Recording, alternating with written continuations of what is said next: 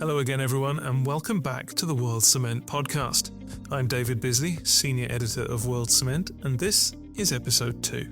Today, we're going to pick up from where we left off last time by travelling back in time to March 2024 and the closing panel discussion of EnviroTech 2024. We are once again going to be featuring CCUS-related insights and ideas from Nate Lozanoski of Honeywell UOP, Burcin Mckenna from Ramboll, Paul Monaghan from Mannok, and Ângela Nunes from SECIL. So, sit back and enjoy. I just wanted to take a moment to remind you to register for World Cement. It's free of charge and gives you access to the latest issues of World Cement, both in print and online. Every issue comes packed full of regional analysis, technical articles, project case studies, and the latest industry news. Simply head over to worldcement.com, click the magazine tab and register today. It's as simple as that. Happy reading.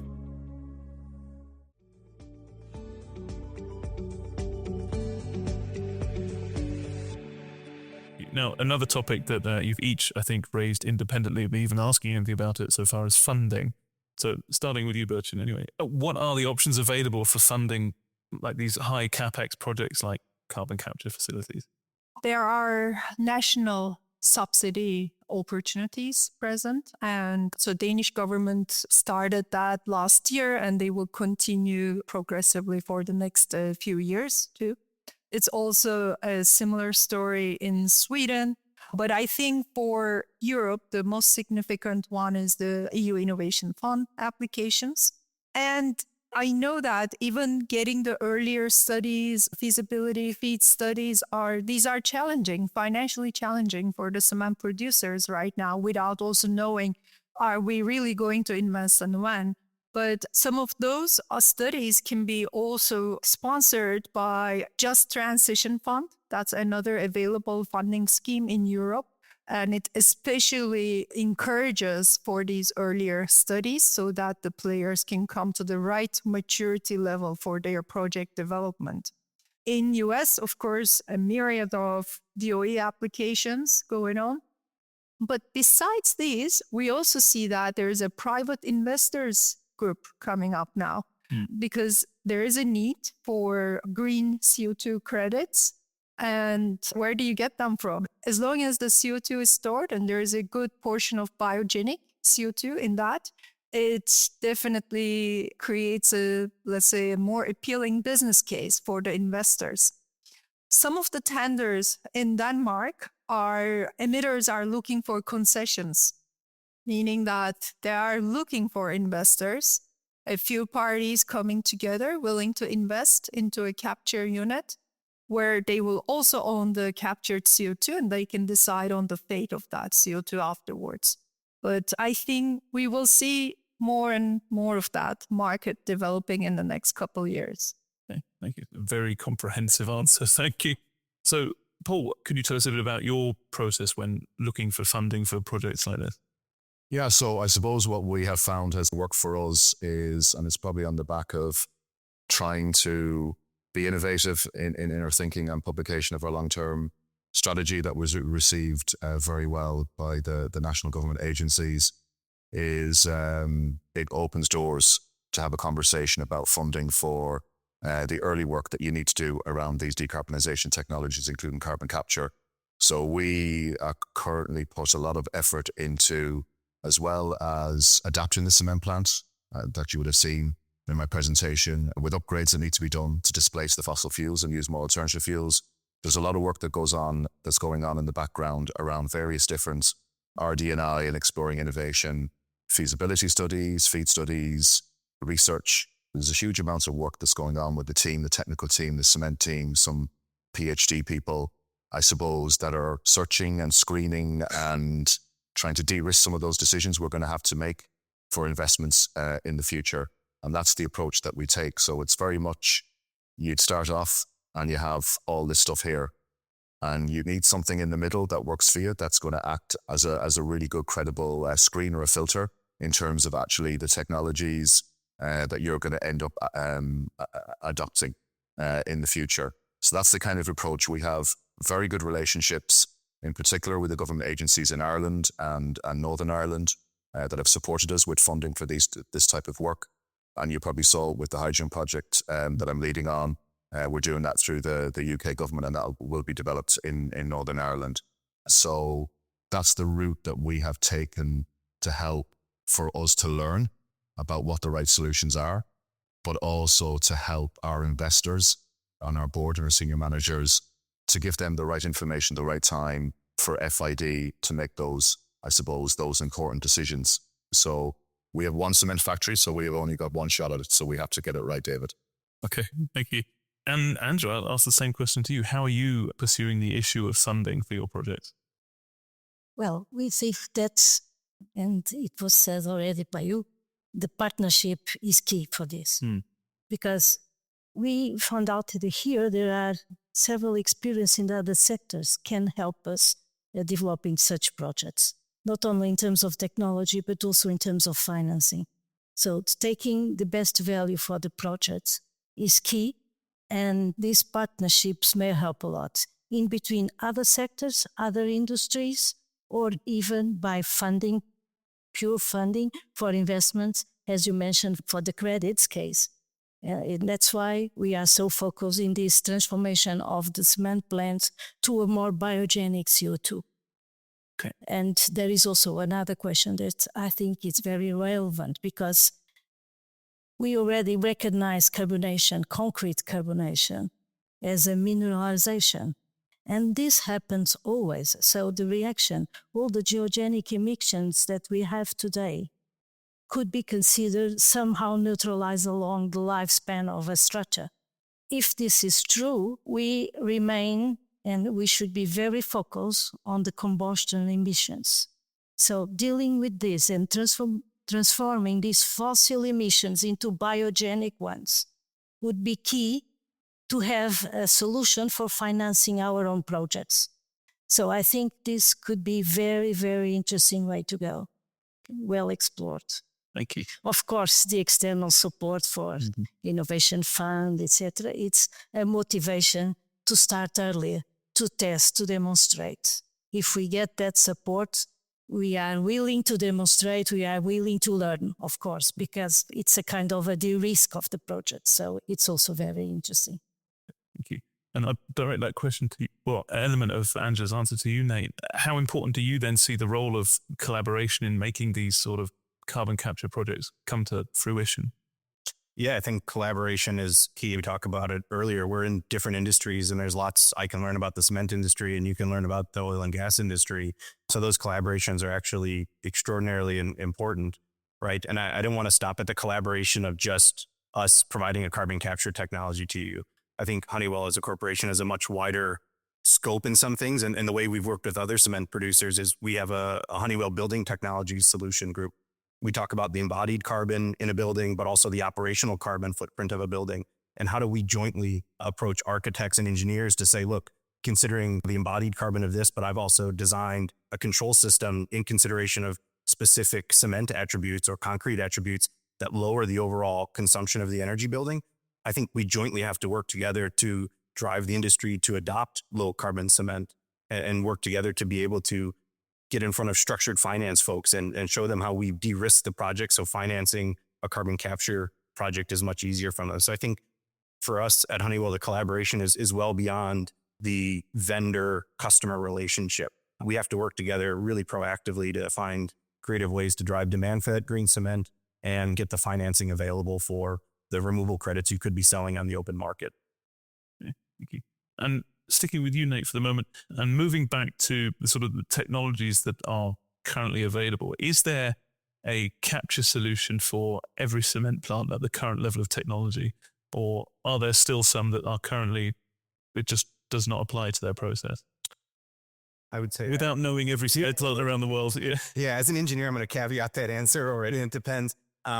We see there is probably a bolt-on solution, for all cement plants at a very high level in discussions, right? But I have yet to see a cement plant that was designed with space associated with a future carbon capture facility, right? So yes, at a high level, you say everyone has the availability or the potential to apply carbon capture. But once you start looking at it, we don't want to be selling to make the overall process less efficient than it could be. So we are developing new technologies. And so, yes, today's technologies of PSAs and cryogenics and amine technologies work for the majority of them, but we're also going to launch new technologies in the future for those cement plants that might be in slightly more remote locations or have different situational challenges. Okay. And Burcin, as well, for you, do you see the likely increasing cost of the end price of cement being a stumbling block to the implementation of carbon capture systems? I look at it more positively. I think if your product is green, you get the premium price for it. Right. So you have a right to sell it for much higher. And knowing that majority of the cement and concrete is simply demanded by public procurement projects, the moment governments will start asking for green cement, I think it will give the right mandate to the producers to get the right price for it. And there are a number of studies showing that even if the cement price would, say, triple, approximately it will double or it will go 2.5 times higher. If you look at the overall infrastructure price increase, it's a couple percent for a housing residential building, and it's maybe 4 or 5% for a much larger infrastructure like a bridge. And then after I say this, I'll get the question, oh, but who is going to buy really from me at that point? Again, off-taker agreements are quite relevant and important here. And it's a collaboration and partnership at the end. Somebody has to be willing to pay, and which we know there will be parties willing to pay for green cement. And then there will be also commitment to build the carbon capture and produce that. Okay, thank you. From a producer's perspective, Ângela, does that ring true to you, what Burcin was saying? There is always a competition between cement and concrete with other materials, but I think there is room for everybody. As concrete is one of the most democratic, I could say, materials, or more used by men to our own houses, to our own cities. This could lead to an important challenge to the communities, because if the price of the houses increases too much, it could be difficult somehow. But in fact, I think the governments and the public projects should be the first one to promote these green cements.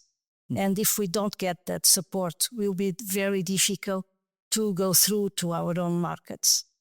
That's also true that by the end of the day, there is a very significant increase in cost on cement production. I would say really very increased cost. Yeah. The impact on the concrete is not so high, but even though it's still very important for the community. This is something that we need to address. We need some help. We need the understanding of the people that this has a cost. Become green has a cost, but maybe we can do on the opposite way. Maybe the grey products, I would say, could have some penalty to compensate this effect. Maybe this could be a motivating way to go through with it. Okay, thank you. And Paul, as a producer as well, does that chime with your thoughts? Yeah, and I'm not sure what the answer is. I do have this thought in my head in terms of, currently at the moment is low carbon cement is a very niche product. Are you going to decarbonize the cement industry? And you're going to do that gradually over time to the point where the products available is all going to be decarbonized, and the price will be the price will be the price. Or will you have this market where you have a premium for a low carbon product, and then you have the higher carbon stuff? I wonder about that in my head, and particularly when we've come out of a stage of really the energy price inflation, and where cement and building products manufacturers have had to increase their prices. The market has absorbed those price increase. And I do agree on the public procurement side, there's a target where we operate where you have to reduce the embodied carbon by 10% by 2025 and 30% by so that's the kind of the stick that's being used. So public procurement, they're the biggest procurer of concrete, maybe 50+%. And then the carrot then is we'll support the industry to decarbonize. So we provide funding or support and so on. So will it be a kind of like a gradual thing where we decarbonize and we arrive at a certain point for a decarbonized cement versus a product that's very, very niche at the moment. And maybe that attracts a premium for certain marquee projects and stuff like that too as well. But I also bring it back to a point because you can't talk about this without coming back to the energy in a decarbonized cement. So more energy, more green energy is expensive. Green energy, green electricity will continue to be expensive. And getting the amount that you need and when you need it at the price point that the industry can absorb, I think is a real challenge for the business. That's also going to impact on the pricing within the industry too as well. Okay, thank you. Now, I had promised that we'd be talking about other topics, but we've filled up almost the entirety of our time with carbon capture. It sort of just goes to show, and the questions I've been putting to you are questions that have been raised throughout the course of the last few days. So for our last question, I'm going to ask you to get out your crystal balls and your horoscopes and imagine you're sitting here in 2034 at the 10th anniversary of EnviroTech, of course. Where do you see the cement industry on its decarbonisation journey, Ângela? Well, I see the cement industry optimized in terms of CO2 emissions. A big amount of our emissions as biogenic to somehow will compensate in the future. The fossil that we need to storage at this price will compensate somehow the business case. I will see at the concrete side a more and more greener concrete. It's key for us. All the solution of calcined clays and so on. The SCMs are key also for us to decrease clinker factor. It's also very important to have this high level of alternative fuels that the biomass context should be very high. That means we need this source of organic materials, but we also need the boost. We also need some hydrogen. All these hydrogen valleys, all these partnerships that are arising are very important to allow us to go as much as possible on these biogenic materials as a fuel. Hydrogen will also play a role on this, that's for sure. And then I see in all these carbon capture projects starting and arising to allow us to make all this mineralization in our value chain, so in concrete products and so on. I also see an industry, I'm dreaming, so sorry, I'm a dreamer, so, but I also see an industry that it's much more circular, so not only in terms of materials, so recovering demolition waste and other materials as much as possible, but I'm also see an industry that can also be circular with the CO2. And it's not only the industry, it's the overall society. Little by little, this is possible, having some circularity of the CO2.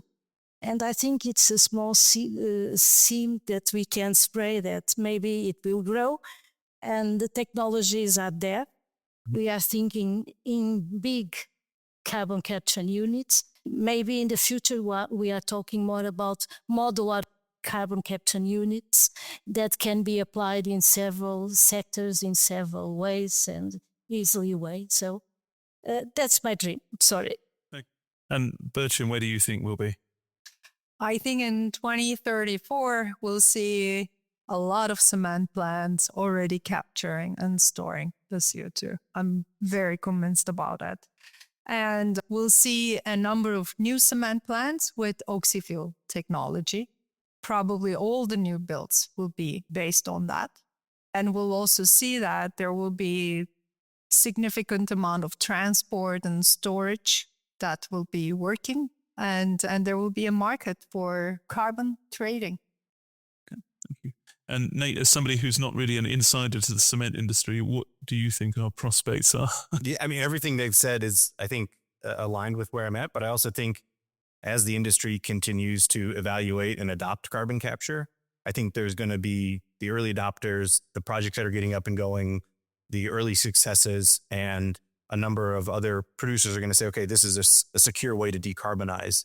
How quickly can I now do it? And I think the industry from, the carbon capture perspective is we're going to be overloaded, right? In terms of the steel production, refineries, cement, power companies. And so while you're trying to meet your 2050 goal or mitigate an ETS taxation, there's going to be significant pinch points in the industry for compressors to get the CO2 compressed and taken away from you, heat exchangers. And I know this sounds like a decade from now, oh, we're going to be worrying about equipment supplies. I think we're going to be sitting in this room talking about what can I do to accelerate the project that I know will work, right? And so I think those are things to think about, starting your journey on the carbon capture early, understanding really what it takes, and hopefully being ahead of the game so that you can meet those decarbonization goals and your net zero commitments. Okay, thank you. And Paul, last word. So in 2034, there won't be any free allocation of carbon credits. Right. Okay, that's number one. Number two is, what will the carbon price be? Okay, that's probably a question that's relevant to the industry today, because for me, the price of carbon is artificially low, and that's a problem for the industry and decision makers. So I'll just leave that there, and we can talk about it later. I think we'll be here from a Mannok perspective. We will always work in the spirit of innovation, and we will work with people in kind to find new, innovative, efficient solutions, and that will include carbon capture and other decarbonization technologies too as well. The industry is basically, you'll have a decarbonized industry. It will be well on its way. It will have started probably using several different carbon capture technologies, and I think then the utilization and storage, some of those options will find a way. They'll become clear about what the best options are. But we're an essential industry producing an essential material, and we employ many people, and we're also driving innovation and developing new skills. And so we'll be here. I'll be here, David. That was it. Excellent. So I'll sail your seat. that's the message. We'll be here. Okay, fantastic. Well, please, warm round of applause for our panelists. Closing our panel discussion in, that does actually bring EnviroTech 2024 to a close. I'd like to once again give a huge thank you to all of our sponsors, our exhibitors, our partner associations, and of course, our fantastic speakers and panelists, but also all of you as well. Thank you for coming along on this journey with us, and I'll see you all at the next EnviroTech. Thank you, everyone, and goodbye for now. Okay, there we go. That's it for episode 2 of the World Cement podcast, and wraps up the CCUS panel discussion from EnviroTech 2024. It's certainly going to be interesting to see how opinions have changed with regard to those CCUS-related issues, if at all, at this year's EnviroTech. So, stay tuned for that. And be sure to keep an eye out for future episodes of the World Cement podcast as they become available on your platform of choice. Until then, goodbye for now.